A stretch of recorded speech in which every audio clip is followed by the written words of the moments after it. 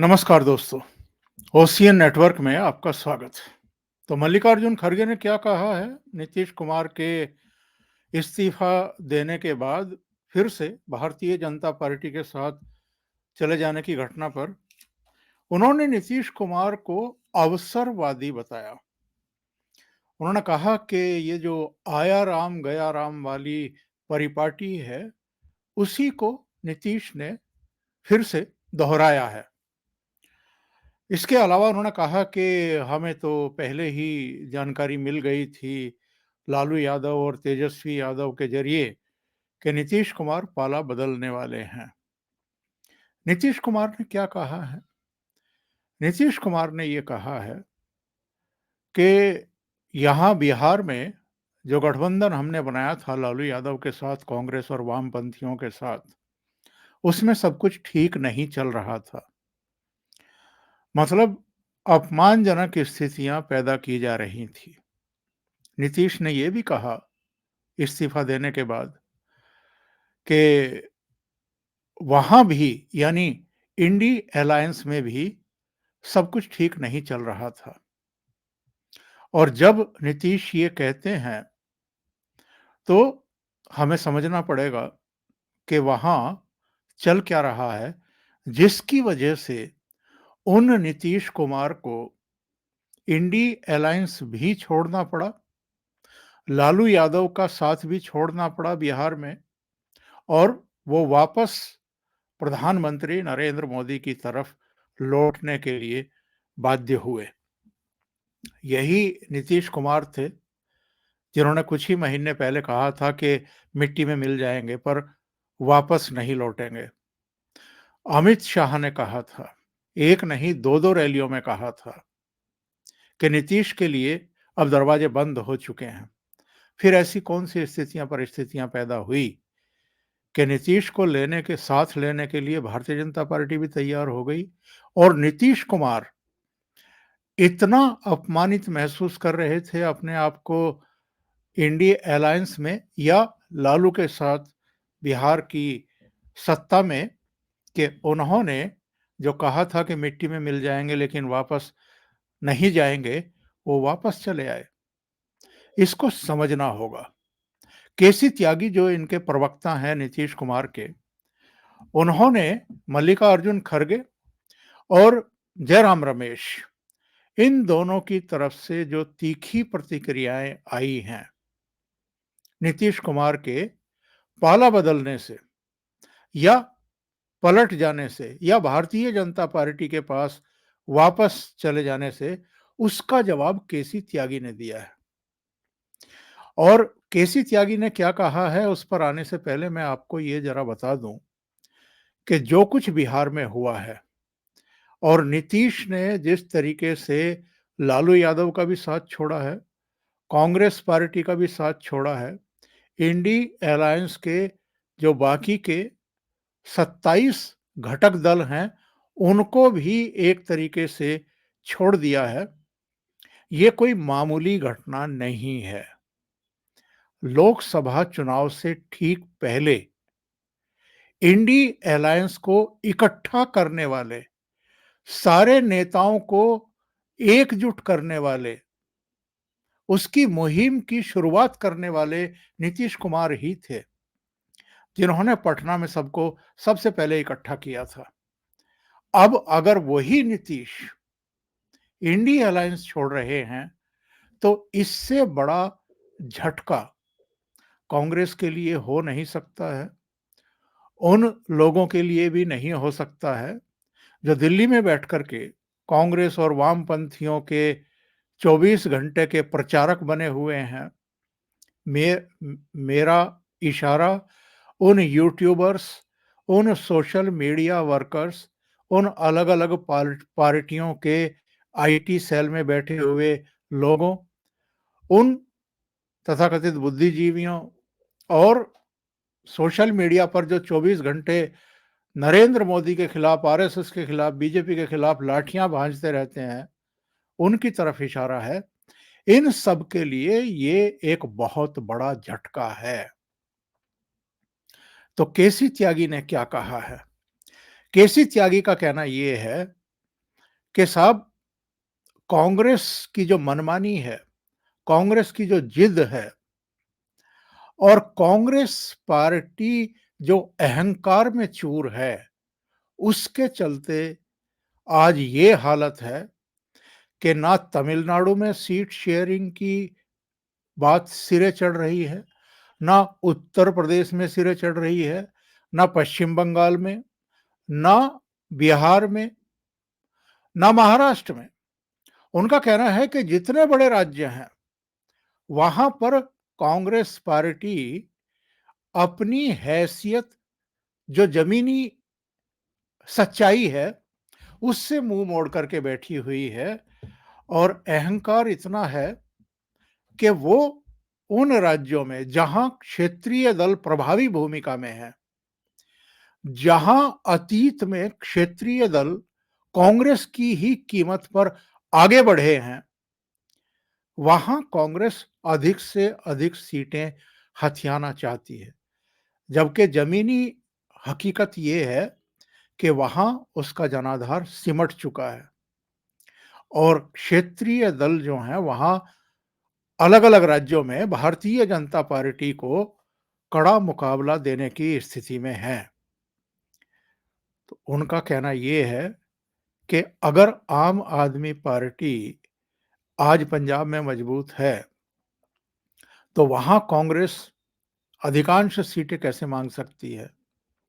या दिल्ली में या उत्तर प्रदेश में अगर नंबर 2 पार्टी अखिलेश यादव की समाजवादी पार्टी है, उसके बाद फिर बहुजन समाज पार्टी आती है और कहीं चौथे 5वें नंबर पर जाकर के, बल्कि उससे भी नीचे जाकर के कांग्रेस की स्थिति है, तो वहां पर आखिर कांग्रेस पार्टी ज्यादा सीटों की मांग कैसे कर सकती है? उनका कहना है कि बिहार में भी नहीं हो रहा था। बिहार में भी जो हमारी दावेदारी थी, नहीं जनता दल यू की दावेदारी थी, वो 2019 के परफॉर्मेंस के आधार पर थी। लेकिन कांग्रेस जो है वहां भी मनमानी पर उतारू थी और लालू यादव भी। तो इसलिए दूसरे उनका कहना यह है कि इस पूरी मुहिम को, यानी इंडी अलायंस को खड़ा करने की मुहिम को गति किसने दी, इनिशिएट किसने किया? नीतीश कुमार ने। पटना में सबको इकट्ठा उन्होंने ही किया। लेकिन उनको सम्मान देने की जब बात आई, यानी संयोजक बनाने की जब बात आई, तो कांग्रेस और उसका जो कॉकस है, जिसमें उन्होंने ममता बनर्जी को भी लपेटा और अरविंद केजरीवाल को भी लपेटा, कि इन दोनों को आगे करके एक शातिर चाल चलते हुए कांग्रेस पार्टी ने दिल्ली की बैठक में मल्लिकार्जुन खड़गे का नाम 2024 के लिए आगे करने का ऐलान करवा दिया और वहीं से बात बिगड़ गई। उनका कहना यह था कि बहुत सारे राज्य तो ऐसे हैं, खास तौर से नॉर्थ इंडिया के, जहां कांग्रेस अकेले लड़ रही है, यानी भारतीय जनता पार्टी और कांग्रेस के बीच में ही मुकाबला है, और जहां क्षेत्रीय दल मजबूत हैं, वहां वो अपनी हैसियत, अपनी औकात से ज्यादा सीटों पर बल दे रही है, इसलिए सीट शेयरिंग नहीं हो पा रही है। उनका यह भी कहना था कि राहुल गांधी की जो ये यात्रा चल रही है इस समय, ये भी कांग्रेस की मनमानी, जिद, अहंकार और जितना वो है नहीं, उससे ज्यादा अपने आप को शो करने की प्रवृत्ति की देन है। उनका कहना था कि अखिलेश यादव से हम बिल्कुल सहमत हैं कि भाई यात्रा कर लीजिए, लेकिन पहले सीट शेयरिंग को फाइनल करिए। लेकिन हालात ये हैं कि वहां कोई किसी की सुनने को तैयार नहीं है। दूसरे कांग्रेस, ये जो इंडी अलायंस के घटक दल सब इकट्ठा हुए हैं, ये जो मुहिम नीतीश कुमार ने शुरू की थी, उस पर एक्चुअल में कब्जा करना चाहती थी। वो इसका नेतृत्व हथियाना चाहती थी। इसको लेकर के नीतीश भी और तमाम दूसरे दलों के नेता भी असहज हैं। उन्होंने एक घटना याद दिलाई। उन्होंने कहा कि 27 सितंबर को, देवीलाल की जयंती तो 25 सितंबर को होती है, लेकिन इसके 2 दिन बाद एक रैली थी सिरसा में या हिसार में, और उसमें वो नीतीश कुमार के साथ गए थे और वहाँ भी जितने लोग इकट्ठा थे, सबसे नीतीश कुमार ने ये कहा कि साहब जो भी थर्ड फ्रंट या जो भी गठबंधन बनने जा रहा है या बनाने की कवायद शुरू होने वाली है, उसमें कांग्रेस को ज़रूर शामिल करो क्योंकि वो प्रमुख विपक्षी पार्टी है और सबसे ज़्यादा लोकसभा में उसी के अभी भी सदस्य हैं, 52 सदस्य हैं। तो कांग्रेस जो है वो धुरी का काम करे और ये नीतीश कुमार ने तब कहा था जब सब जानते हैं कि कांग्रेस पार्टी लगभग अछूत साबित कर चुके थे, सभी लोग अछूत मान चुके थे, कोई उसके साथ खड़ा होने को भी तैयार नहीं था, वो लगातार चुनाव हार रही थी। तो कांग्रेस को तो नीतीश कुमार ने सम्मान दिलाया, मेन स्ट्रीम में वापस लेकर के आया, लेकिन इन्होंने नीतीश कुमार को ही अपमानित और अलग-थलग करना शुरू कर दिया। और उनका ये भी कहना था कि राहुल गांधी, कांग्रेस का जो नेतृत्व है, जो उनके सलाहकार हैं, वो चाहते थे कि जो बाकी के दल हैं, यानी कांग्रेस को छोड़कर के बाकी जो 27 दल हैं, वो कांग्रेस की शर्तों पर काम करें और जो कांग्रेस फैसले लेना चाहती है, वो माने।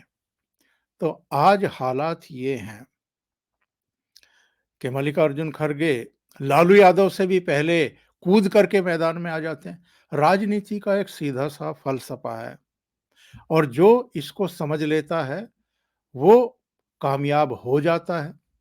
जो नहीं समझता है, वो कामयाब होने के आस-पास भी नहीं पहुँच पाता है। और फ़लसफ़ा ये है कि राजनीति में कब कितना बोलना है, कब चुप रहना है और किस समय पर क्या बोलना है, ये आपको पता होना चाहिए। एक सीधी-सी बात ये है कि 2013-14 में जो नरेंद्र मोदी के नेतृत्व में एनडीए गठबंधन बना था, वो कामयाब क्यों हुआ? और कांग्रेस के नेतृत्व में 2014 में, 2019 में जो गठबंधन बना, तब तो यूपीए ही था, वो क्यों विफल हुआ? इसको इसकी समीक्षा इन लोगों को ठंडे दिमाग से करनी चाहिए। नेतृत्व को किसका है? नीतियाँ क्या हैं? कार्यक्रम क्या है? नीयत क्या है? कितनी प्रामाणिकता है नेतृत्व को लेकर के? अनुभव कितना है नेतृत्व को? लोगों का उस पर फ़ेथ कितना है? विश्वास कितना है? ये सारी चीज़ें काउंट करती हैं, मायने रखती हैं। और राहुल गांधी को और उनके सलाहकारों को ये गलतफ़हमी है कि कन्याकुमारी से लेकर के कश्मीर तक एक पद यात्रा कर दो, मणिपुर से लेकर के महाराष्ट्र तक कर दो और जैसे सारी जनता राहुल गांधी की दीवानी हो जाएगी और उसके बाद नरेंद्र मोदी को चलता करके और राहुल गांधी की ताजपोशी कर दी जाएगी। और चूंकि हम तो स्वाभाविक शासक परिवार से हैं, यानी नेहरू गांधी परिवार से हैं, तो बाकी के जितने गठबंधन दल हैं, वो तो सब हमें अपना नेता मानेंगे ही और उनको मानना चाहिए। अगर वो नहीं मान रहे हैं, अगर उनमें से कोई नेतृत्व के लिए ज़्यादा उत्साहित है या आशा भरी नज़रों से देख रहा है, तो ये उसकी हिमाकत है और वही कांग्रेस पार्टी कर रही है। मैंने पहले भी अपने कुछ वीडियो में ये बात कही थी कि जब तक सुप्रीम कोर्ट ने राहुल गांधी की सूरत, गुजरात की कोर्ट की वो मानहानि केस में 2 साल की सज़ा को स्टे नहीं किया था, तब तक कांग्रेस के सुर कुछ और थे और जैसे ही सुप्रीम कोर्ट से उस सज़ा को स्टे किया गया, जो 2 साल की सज़ा दी गई थी, कांग्रेस की अप्रोच बदल गई, सोच बदल गई, वो आक्रामक हो गई फिर से। उससे पहले मल्लिकार्जुन खड़गे भी, इनके प्रवक्ता भी, सब ये कह रहे थे कि ना तो हमें प्रधानमंत्री पद का लालच है, ना हम इंडी अलायंस के संयोजक बनने के इच्छुक हैं। आप लोग तय कर लीजिए कौन होगा, हमें उस पर भी कोई ऐतराज़ नहीं है। लेकिन जैसे ही राहुल गांधी की 2 साल की सजा स्टे हुई, उसके बाद इनकी एरोगेंस शुरू हो गई। इन्होंने मनमानी करनी शुरू कर दी और उसी का नतीजा है कि आज ये हालात पैदा हो गए कि जिन्होंने इस गठबंधन को बनाने का इनिशिएट किया था, पहल की थी, वही इस गठबंधन को और इन सबको राम-राम कह कर के भारतीय जनता पार्टी की तरफ पहुँच गए। और ये जो घटना हुई है, इसने इंडी अलायंस की सारी संभावनाएँ एक तरीके से खत्म कर दी हैं। मैं तो ये भी कहूँगा कि अगर अमित शाह ने इसनो इसको बहुत नियोजित तरीके से योजना को मूर्त रूप दिया है और ज़मीन पर उतारा है, तो ये एक बड़ा झटका दिया है विपक्षी दलों को भी और कांग्रेस पार्टी को भी, जिसको लग रहा था कि साहब हम एक गठबंधन बना लेंगे, पब्लिक में एक मैसेज दे देंगे कि देखो हम तो 28 दल इकट्ठा हो गए, अब आप सब मिलकर के नरेंद्र मोदी को हटाओ। जितने लोग नाराज हैं नरेंद्र मोदी से, आरएसएस और बीजेपी से, और जो कांग्रेस को चाहते हैं या विपक्षी दलों की गठबंधन सरकार को चाहते हैं, वो सब हमारे साथ जो है आ जाइए और वोट करिए और हम आपको एक वैकल्पिक सरकार देने के लिए तैयार हैं। तो इस मुहिम को, इस सोच को बड़ा झटका लगा है। एक्चुअल में संकट क्या है? कांग्रेस अपने वहम से बाहर निकलने को तैयार नहीं है। जो ज़मीनी सच्चाई है, उसको स्वीकार करने को तैयार नहीं है। वो बार-बार हिंदुत्व के खिलाफ उसकी विचारधारा है, ये मैसेज, ये रॉन्ग मैसेज भारतीय जनता को दे रही है। और 22 जनवरी की घटना के बाद यानी प्राण प्रतिष्ठा समारोह के बाद जो एक पूरा माहौल बना है देश में भी, विदेशों में भी जितने भारतीय रह रहे हैं उनके बीच में, वो ये बताने के लिए काफ़ी है कि जो इनकी मुहिम थी, सबको साथ जोड़ने की, सबको साथ लेकर के चलने की, लेकिन अपनी मनमानी करने की, उसमें एक तरीके से अब पलीता लग चुका है। भई आप सीट शेयरिंग नहीं कर पा रहे। 2 बैठकें आम आदमी पार्टी के नेताओं के साथ हुई, पंजाब, दिल्ली को लेकर के। आम आदमी पार्टी का कहना था कि पंजाब में भी हम अधिकांश सीटों पर लड़ेंगे, दिल्ली में भी हम अधिकांश सीटों पर लड़ेंगे। हमें गुजरात में भी कुछ सीटें चाहिए, यानी वहाँ भी हमारे लिए कुछ सीटें छोड़िए, गोवा में भी छोड़ दीजिए, हरियाणा में भी छोड़ दीजिए। और केजरीवाल भी जाकर के मिल रहे थे, लेकिन नतीजा क्या हुआ? सिरे नहीं चढ़ी। अखिलेश यादव की पार्टी जब बातचीत के लिए आ रही थी, दिल्ली पहुंची, तो पता लगा कि साहब बैठक ही रद्द कर दी गई। उसके बाद अखिलेश यादव के भी बयान आपने देखे होंगे। अलग-अलग दलों से बिहार को लेकर के जब इन्होंने बातचीत शुरू करने की कोशिश की, तो लालू यादव की ही पार्टी गई केवल, या वामपंथी गए। जनता दल यू नहीं गया, नीतीश कुमार नहीं गए इनसे बातचीत करने के लिए, क्योंकि तब तक नीतीश कुमार मन बना चुके थे कि मुझे तो इस गठबंधन में रहना ही नहीं है। बहुत सारे लोग हैं जो नीतीश कुमार की इस पलटीबाजी की राजनीति से दुखी हैं, उनकी आलोचना करते हैं। लेकिन जो राजनीति चल रही है इस देश में, और ये शुरू किसने की थी? ये शुरू कांग्रेस पार्टी ने की थी।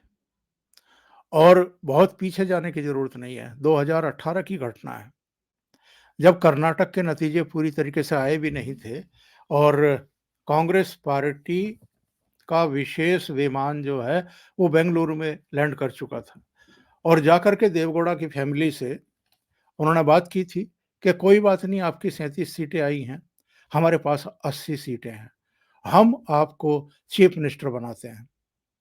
ताकि भारतीय जनता पार्टी उनको अप्रोच ना कर पाए और उससे पहले ही उनको मुख्यमंत्री पद का लालच दे दीजिए। उसके बाद की तो जितनी घटनाएँ हुई हैं, वो प्रतिक्रिया स्वरूप हुई हैं।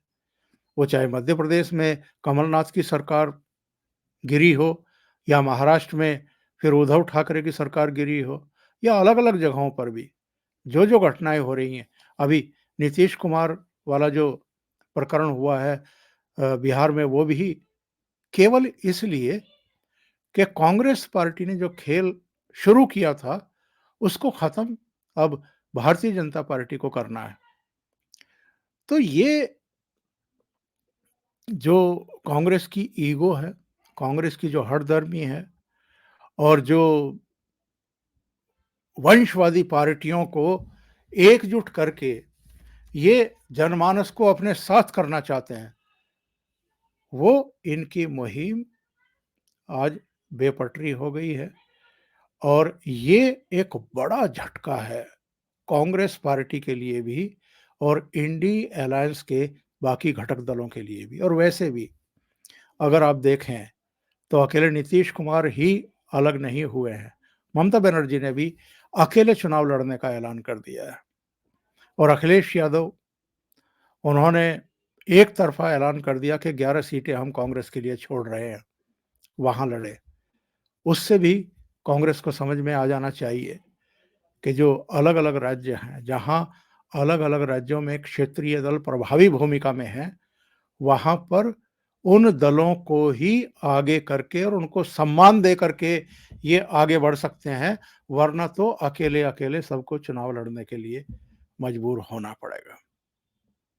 अभी के लिए इतना ही। बहुत-बहुत धन्यवाद। अगर आपको ये चैनल और इसके कंटेंट पसंद आ रहे हैं, तो लाइक करें, कमेंट करें, वीडियो को शेयर भी करें। अभी तक अगर आपने ये चैनल सब्सक्राइब नहीं किया है, तो सब्सक्राइब कर लें और साथ में लगे बेल आइकॉन को दबा दें, ताकि आगे आने वाले वीडियो और उनके नोटिफिकेशन आप तक पहुंचते रहें। बहुत-बहुत धन्यवाद। नमस्कार।